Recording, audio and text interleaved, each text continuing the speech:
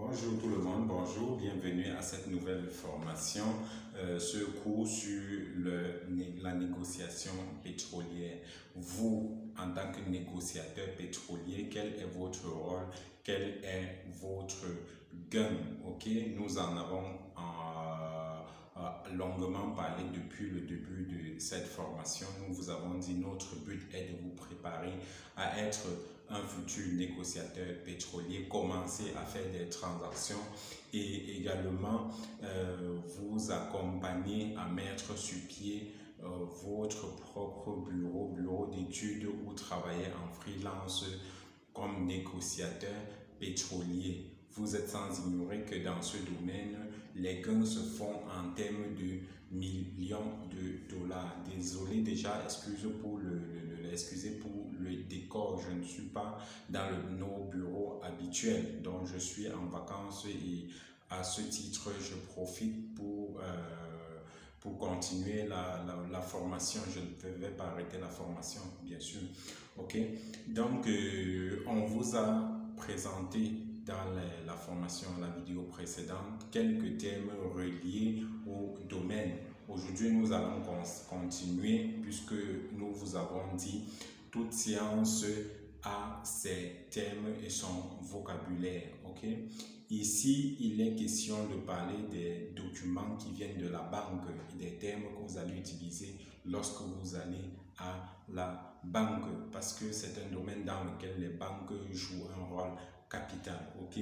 Le premier terme, c'est le BG, c'est-à-dire B comme Bernard et G comme Gaston. Ok? C'est-à-dire banque garantie, ça c'est la lettre de garantie qui vient de la banque de l'acheteur, ok, pour dire effectivement il tient dans son compte une somme d'argent importante à hauteur de tel million de dollars ou tel milliard de dollars pouvant acheter le produit qu'il a demandé. Généralement, c'est dans cette lettre est capitale dans les transactions du type CIF, c'est-à-dire du type que les transactions dans lesquelles le vendeur est tenu de venir livrer le produit chez l'acheteur avant de recevoir sa paie. Okay? Là, il a besoin d'une garantie de la banque de l'acheteur selon laquelle il détient effectivement cet argent dans son compte bancaire. Okay?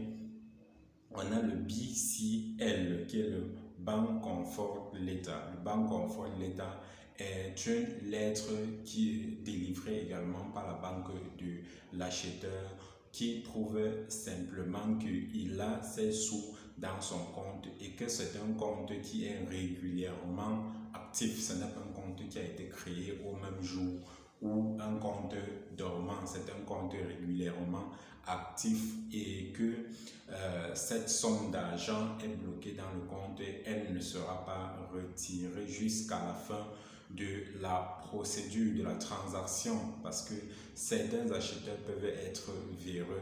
Une fois que vous leur avez, ils vous ont présenté la lettre, le BG, ok, ils vont retirer de l'argent dans le compte et s'en servent pour autre chose. Une fois le produit livré, vous n'avez pas votre argent sur le point, je veux dire à l'instant présent. Ok, donc rassurez-vous que vous avez le BG et le BLC, le BCL, autant pour moi, Bank Comfort Letter.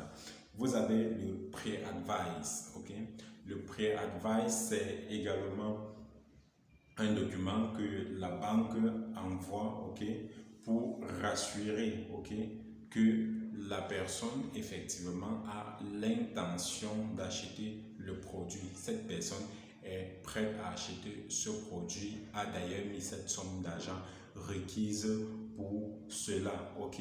Donc c'est un peu comme le BLC, ok, le BCL autant pour moi ou BLC, ça en fonction. Certaines personnes vont écrire BLC, d'autres vont écrire BCL, ok. Donc, on a également l'autre qui s'appelle le Soft Pro, ok. C'est une lettre dans laquelle la banque montre que l'acheteur a pris, soit il a du crédit, soit il a ses fonds propres dans son compte et que effectivement il est en mesure de payer. C'est en fait, en d'autres termes, on peut dire c'est-à-dire c'est ce qui montre la rectitude financière. Donc, si je peux utiliser le terme, la rectitude morale financière de la personne, ok? C'est-à-dire, à chaque fois qu'il prend du crédit, il rembourse.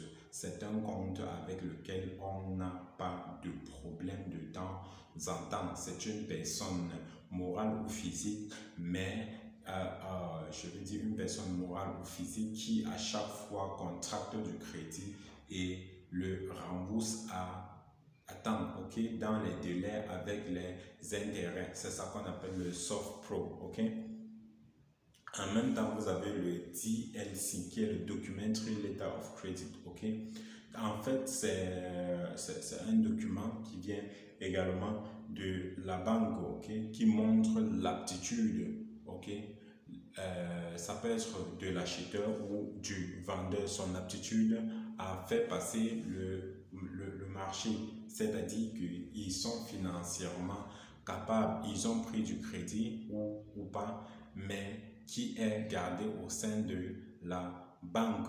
Une fois que votre transaction vous sera faite, la banque se chargera de vous payer sans vous demander leur avis, ok? Là, c'est le Documentary Letter of Credit. À côté, on a le RDLC, qui est le Revolving Documentary Letter of Credit. Le Revolving Documentary Letter of Credit, c'est un peu comme le DLC et qui signifie simplement que la personne ou l'acheteur n'a pas droit, ne touchera pas à ses fonds durant la procédure ou durant la durée de votre contrat. Ces fonds sont gelés et une fois que vous allez livrer le produit, la banque se chargera elle-même de vous envoyer ces fonds, ok? Donc cela vous rassure justement que vous allez toucher votre argent et en tant que négociateur, que vous soyez si vous êtes du côté du vendeur, cela vous rassure parce que là, vous avez vous avez l'engagement d'une institution financière et qui a les fonds bloqués pour cela. En passant, je vais attirer votre attention. Faites très attention lorsque vous travaillez avec des facilitateurs ou des vendeurs et des acheteurs du Nigeria, ok? Les lettres venant des banques et autres, faites très attention, rassurez-vous que ce sont des documents authentiques parce qu'ils sont nombreux, sont en mesure de falsifier les documents et de vous les présenter, surtout lorsque vous êtes un négociateur qui apprend encore le jeu, ok, qui apprend encore le marché. À côté, vous avez l'autre terme qui s'appelle le SWIFT. Ça, c'est le dernier terme dans la liste des termes pour la banque. Le SWIFT, c'est un ensemble de codes que vous avez sur si vous avez un compte bancaire commercial, il y a un code qui s'appelle le SWIFT. Ce code permet à ce qu'une banque fasse une transaction bancaire. En fait, c'est à travers ce code qu'une banque envoie l'argent à une autre banque, ok?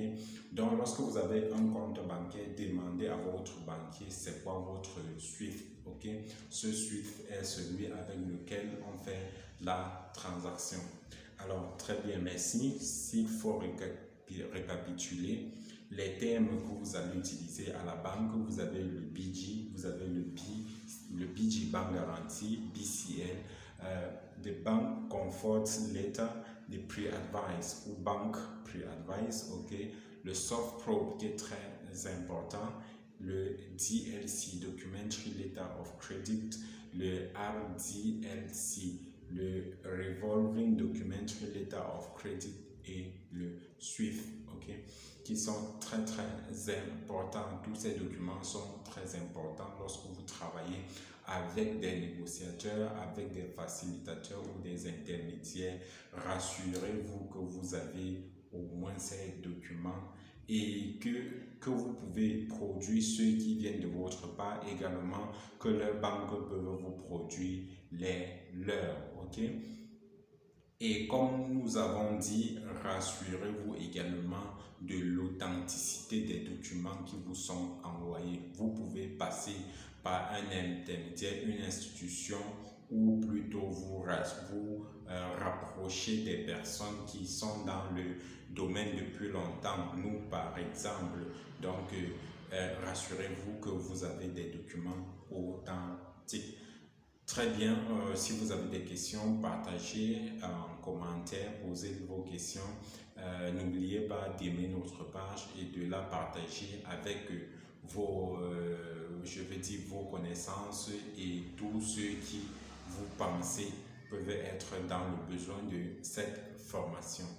Alors, merci beaucoup. Je suis ingénieur Kené Boucler, ingénieur pétrochimiste, petroleum and petrochemical engineer, et je suis en même temps facilitateur, négociateur des contrats pétroliers.